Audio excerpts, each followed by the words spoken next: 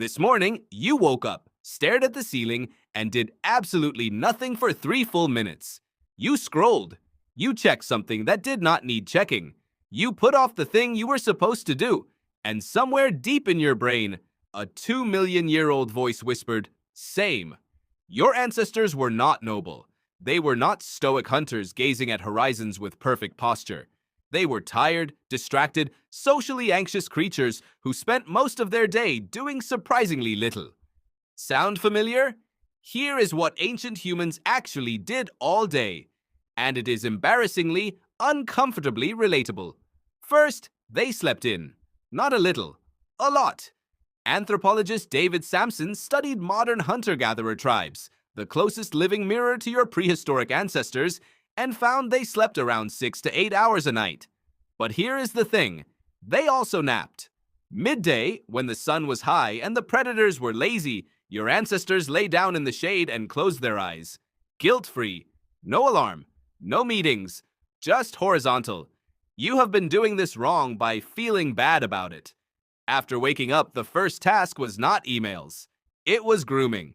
And not quick grooming. Long, slow, social grooming. Picking through each other's hair, sitting very close, making eye contact. Primatologist Robin Dunbar found that early humans, like their primate cousins, spent enormous amounts of time in physical social contact. Not because they were affectionate, because grooming was currency. It built trust. It formed alliances. It was the original group chat. Your urge to check what everyone is doing the moment you wake up? Ancient. Deeply, biologically ancient. Then came breakfast. And here is where things get very modern. Your ancestor did not meal prep. There was no plan. There was wandering. Slow, directionless wandering through familiar terrain, picking up whatever looked edible. A berry here, some roots there, maybe a leftover carcass if something else had done the hard work already. Archaeologist Richard Wrangham's research on early human diets suggests most of the day's calories came from opportunistic snacking, not coordinated hunting. They grazed. They picked things up and ate them while walking. They did not sit down for meals unless they had to. You eating cereal over the sink is not laziness. It is a direct line to your evolutionary past. The hunting, when it happened, was not daily. This is the part no one tells you. The heroic narrative of ancient humans spending every waking hour in pursuit of mammoths is fiction. Studies of the Hadza people of Tanzania, one of the last remaining hunter-gatherer societies, show that men hunt roughly 3 to 4 times per week, and they fail about half the time. The rest of the day, they sit around camp, they talk, they argue, they lie on their backs and look at the sky. A successful hunt was a big deal, not a Tuesday. So what did they do with all that downtime? Exactly what you do. They complained.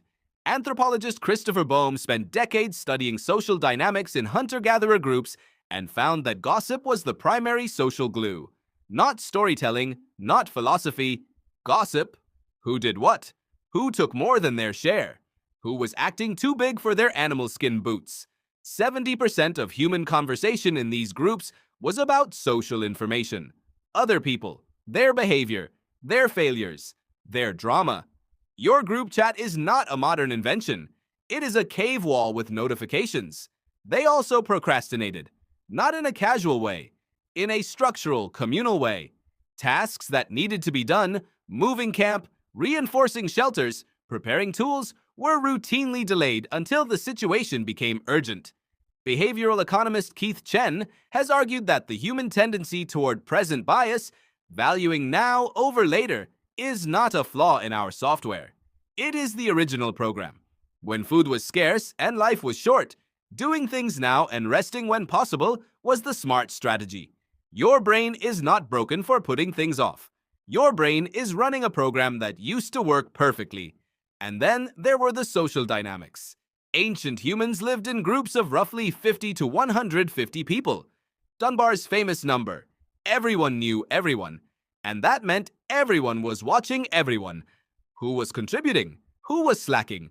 Who was flirting with whose partner? The social pressure was constant and low-grade and exhausting. Sound familiar? You have not invented social anxiety. You inherited it from a long line of people who knew that being excluded from the group was a death sentence. Your nervous system does not know it is not the Pleistocene. Evenings were for fire, and fire changed everything. It extended the day. It created a gathering point. And sitting around fire at night, your ancestors did something that separated them from every other animal on the planet. They told stories. Anthropologist Polly Wisner studied the Kalahari Bushmen and found that daytime conversation was almost entirely practical. Logistics, tasks, conflicts. But nighttime conversation around fire was 80% narrative. Stories about distant people. Stories about the past. Stories about imagined futures. You staying up too late watching something you did not plan to watch is your brain doing what it evolved to do. Seeking story. Seeking meaning. Delaying sleep because the fire is still burning. Here is the part that should stop you cold. The average hunter-gatherer worked roughly 4 to 5 hours a day to meet their survival needs. 4 to 5 hours. Anthropologist Marshall Salins called these societies the original affluent cultures, not because they had much, but because their wants were few and their time was full. The rest of the day was theirs. Rest, socializing, play, doing nothing of consequence with people they cared about. You work twice as long and still feel like you are not doing enough. That is not progress. That is a very recent, very strange invention. Your brain is ancient. Your anxieties are ancient. Your need for rest, for gossip, for story, for doing nothing on purpose, all ancient. The version of you that feels guilty for napping or procrastinating or spending too long talking about people you know is the newest, least tested part of you. This morning, when you woke up, stared at the ceiling, and did absolutely nothing for 3 full minutes, you were not failing at being modern. You were succeeding at being human.